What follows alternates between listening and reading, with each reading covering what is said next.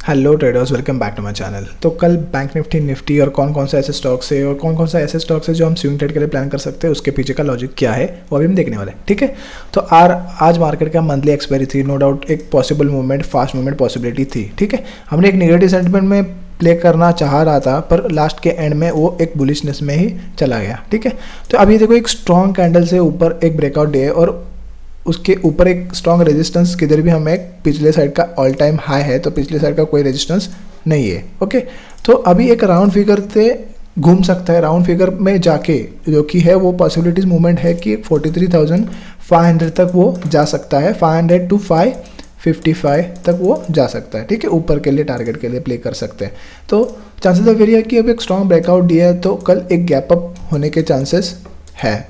ठीक है, पॉसिबिलिटी है, कंफर्म नहीं बता सकते। तो 15 मिनट्स में देख लेते हैं कल कैसे ट्रेड कर सकते हैं।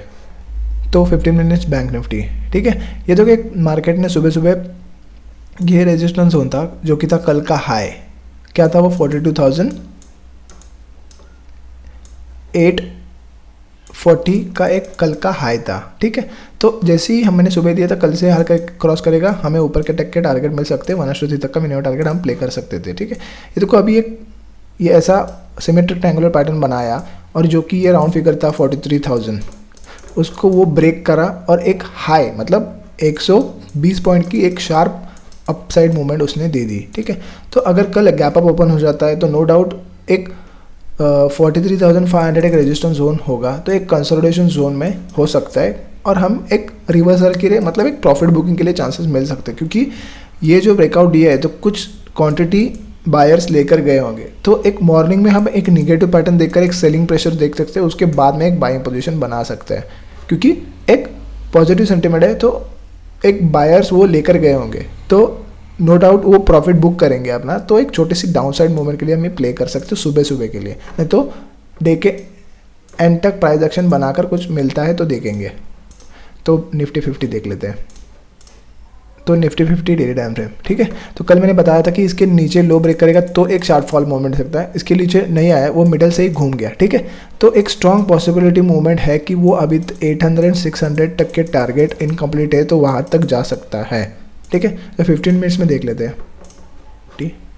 15 मिनट्स निफ्टी 50। ठीक है, तो ये देखो मैंने ग्रुप पे ऐसे पहले ही डाला था कि एक inverse head and shoulder pattern बना रहा है और एक स्ट्रॉन्ग रेजिस्टेंस जोन है। ठीक है, तो इसके 15 मिनट्स कैंडल एक सस्टेन की और एक शार्प अपसाइड मूवमेंट ली जो कि कोई लो ब्रेक नहीं कर रहा था, दिन का लो कौन सा भी ब्रेक नहीं कर रहा था, तो एक स्लो मूवमेंट से वो चला गया। ठीक है, अभी एक स्ट्रॉन्ग ऊपर की साइड ब्रेकआउट दिया है तो चांसेस ऑफ वेरी है कि 1800 600 तक टच करने जा सकता है। फ्लैट ओपन होकर हाई को क्रॉस करता है तो टच कर सकता है, और अगर गैप अप हो जाता है चांसेस ऑफ वेरी है कि गैप अप होगा तो हम कंसोलिडेशन टू नेगेटिव पैटर्न ढूंढ सकते हैं, क्योंकि वही प्रॉफिट बुकिंग आ सकती है। क्योंकि ये बायर्स जो लेकर गए होंगे पोजीशंस, जो सुबह सुबह एक प्रॉफिट बुक करेंगे तो एक नीचे के साइड डाउन साइड फॉल मिल सकता है, और उसके डाउन साइड फॉल के बाद एक हैमर कैंडल बनाता है तो हम ऊपर के साइड के लिए प्ले कर सकते हैं। तो चलो स्टॉक्स देख लेते हैं।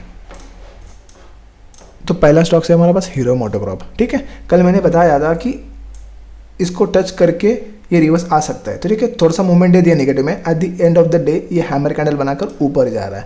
तो क्या पॉसिबिलिटीज़ है, ये सपोर्ट है, ये फिर से सपोर्ट पे ऊपर चला गया, ये फिर से, तो बाय ऑन डिप्स का सेशन चल रहा है और एक पॉजिटिव कैंडल भी दे दी है जो कि हैमर कैंडल है। तो फ्लैट ओपन के जैसे इसको क्रॉस करते हैं तो ऊपर के साइड के मोमेंट पॉसिबिलिटी हमें मिल सकती है। 1:2 मिनिमम टारगेट हम प्ले कर सकते हैं। चलो दूसरा स्टॉक देख लेते हैं। तो दूसरा स्टॉक से हमारे पास अदानी एंटरप्राइजेस। ठीक है, तो मैंने कल कहा था कि इसके नीचे 50 मिनट्स कैंडल सस्टेन करती है तो हम एंटर कर सकते हैं और एक रिटेस्ट के बाद ही टेस्ट कर सकते हैं। तो रिटेस्ट किया नहीं और डायरेक्टली 15 कैंडल्स ऊपर सस्टेन कर गई। At the end of the day ये हैमर कैंडल से क्लोज हो गया। ठीक है, तो ये नोट आउट ये हाई था, उसको ब्रेक किया, ऊपर चला गया, फिर से रिटेस्ट करने आ गया और एक पॉजिटिव कैंडल भी बना रहा है। तो क्या प्लान होगा, अगर फ्लैट ओपन होता है तो इस हाई को ब्रेक करता है तो ऊपर के चांसेस हमें मिल सकते हैं। मिनिमम 1:2 तक का टारगेट हम प्ले कर सकते हैं और स्विंग ट्रेड के भी प्लान कर सकते हैं, क्योंकि एक पॉजिटिव साइन है और इधर तक का एक स्टॉप लॉस रखकर जो कि है 3,800 का एक स्टॉप लॉस रखकर हम 1:3 स्विंग ट्रेड के लिए प्लान कर सकते हैं। ठीक है, चलो तीसरा स्टॉक देख लेते हैं। तो तीसरा स्टॉक से हमारे पास ICICI बैंक। ठीक है, तो हमें एक कप एंड हैंडल पैटर्न हम बोल सकते हैं इसको। ठीक है, और उसके ऊपर ब्रेकआउट भी एक स्ट्रॉन्ग कैंडल से दिया है। तो हम एक 930 का स्टॉप लॉस लगाकर ऊपर के ऑल टाइम हाई के लिए प्ले कर सकते हैं। 1:2 मिनिमम कल के इंट्राडे के लिए प्लान रख सकता है और स्विंग ट्रेड के भी प्लान कर सकते हैं, पर स्टॉप लॉस हमारा 930 का रख सकते हैं और ऊपर के साइड प्ले कर सकते हैं स्विंग ट्रेड के लिए। मिनिमम 1:3 टारगेट रखेंगे, हमारी 80% बुक करेंगे, बाकी सब हम ट्रेल करते जाएंगे, नहीं तो कॉस्ट टू कॉस्ट लाके छोड़ देंगे। ठीक है, तो आज के लिए इतना ही, मिलते हैं नेक्स्ट वीडियो में, तब तक के लिए स्टे ट्यून, बाय बाय।